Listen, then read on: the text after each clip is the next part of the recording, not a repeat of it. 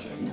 Because of that. Especially when they do that. She's doing that. She's doing that. That would be Nice and cute. Thinks that I can bite your hand. We have physical contact with every cat in this building except this one. The male jaguar is okay with some contact. We touch the lions on a daily basis. We check them out for bumps, bruises, scrapes, cuts, always for caging, but we do have contact with them. This one we don't touch. I'm surprised you're reading.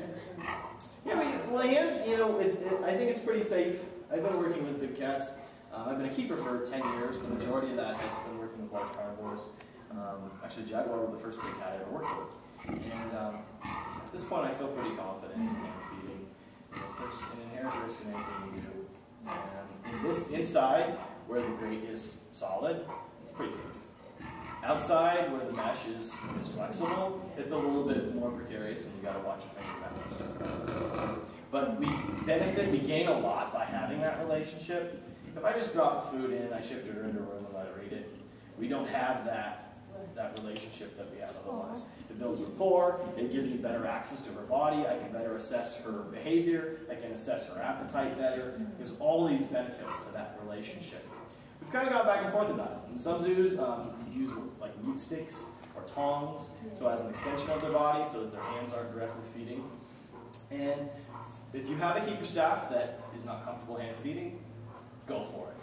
But really, I would much prefer to hand feed. And we've talked about what we're going to do here long term, and we might not go the way I want to go.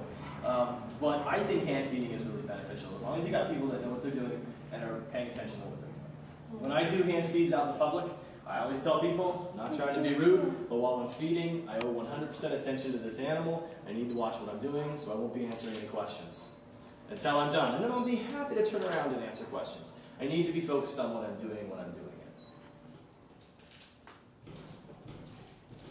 The lions started being ignored. They want to come. She's jealous. Yeah, you're very welcome. Very welcome. I like to share. She'll be 4 in end of June. Her birthday is June 27th. In the wild, jaguar that reaches maturity, because a lot don't reach maturity. A jaguar that reaches maturity probably can expect out a lifespan of somewhere in the vicinity of 8 teens. Jaguar do tend to live a little longer than some of the other cats. The male that they tracked in Arizona for years and years lived to about 16 is the estimate. Probably they don't all live that long. In a captive setting, you're probably looking at somewhere between 20 and 25. Nutrition goes a long way, obviously medical care. She's a great example of that. About 3 months ago, she started getting sick. She was vomiting, and she wasn't like this at all. She was just really lethargic, down, not being herself. I usually tell people, if Indiri's not trying to kill me, she's either in estrus or she's sick. But otherwise, she's trying to kill you the whole time. She got really lethargic, vomiting and everything. We had the vets come down, they're great vet staff. I always have good things to say about the vet staff, they're really awesome. They're on grounds, we have sauna, we have our own hospital here. We ended up deciding that she needed to be immobilized and taken up to the hospital for an exam. They scoped her and found a blockage, an intestinal blockage. They actually opened her up and they showed it to you. They removed a piece of bone that had gotten lodged at the mouth of her small intestine. Not something she would recover. A wild cat with that issue would have died. Would have just died. It's kind of a fluke because jaguar should be able to handle bone, but it just got lodged in such a way that it wouldn't pass. In our case, we went to the hospital in the morning. I had her back in the afternoon.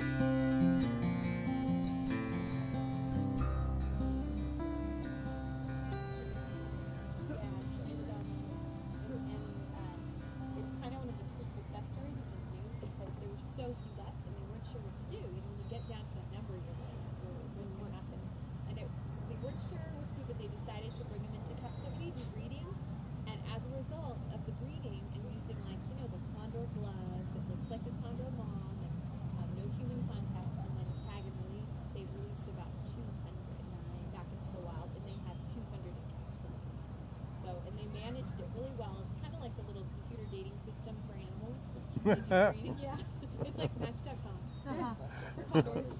And they figured out who should breed with who to have the biggest genetic diversity. So it's really a cool thing that they're not like the cutest animals in the world. They're not something everybody knows about. They're not like panda, but still conservation. They were saved, and they're in. I think it's been released like Baja California, Central California.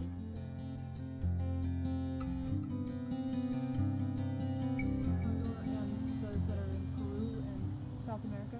I think those are the Andean ones. Okay. And I think Are they that- similarly endangered, do you know? I don't know what their status is. Yeah, I'm not sure, but we do actually have it in the Andean condors here at the zoo. I've seen them in Peru, and in my imagination, they were bigger than this.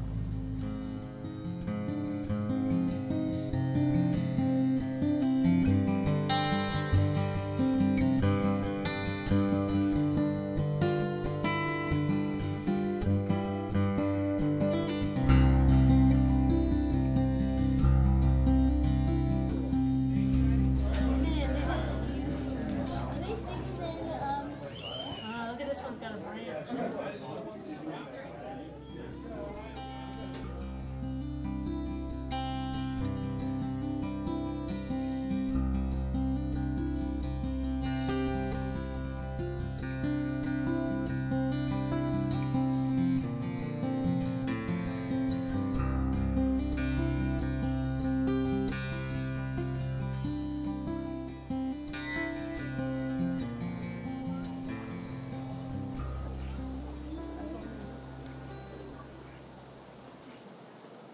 Because the giant pandas call home has changed greatly over time due to what we call human progress. People in China, as in the rest of the world, love their roads and homes. And some of these things happen in your own backyard. If you have, then you know. Human actions affect native wildlife. While any activity that removes bamboo from pandas' habitat can mean starvation for pandas, since their diet is 99% bamboo, it's truly their lifeline to survival. Their shrinking habitat not only causes a lack of food for pandas, can also result in fewer birds and a greater chance for unhealthy pandas due to inbreeding. This problem is certainly not exclusive to pandas. Animals in trouble can be found anywhere habitat is disappearing. In China, some panda habitat has Pretty good shot. circled by farms, villages, and business sites. These areas have become land islands, between which the pandas can reach safely without encountering human communities or crossing dangerous I didn't even get down that far to see what it looks like as from there. 5 pandas have been counted in some correspondence ongoing effort to ensure there are habitat corridors that connect these forest reserves. This way pandas are not isolated from one another, and a healthy amount of genetic mixing can occur during the mating season.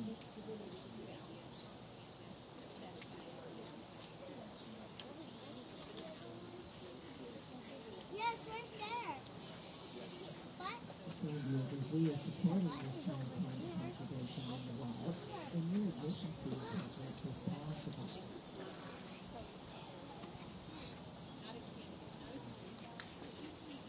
Man, let's go over here. Since 1979, the zoo has built a relationship with the Chinese government, and have collaborated on numerous projects, including work on some species that are not nearly as well known as the giant panda, the beautiful pheasant called the Chinese marmot, the golden monkeys, and the ecosystem.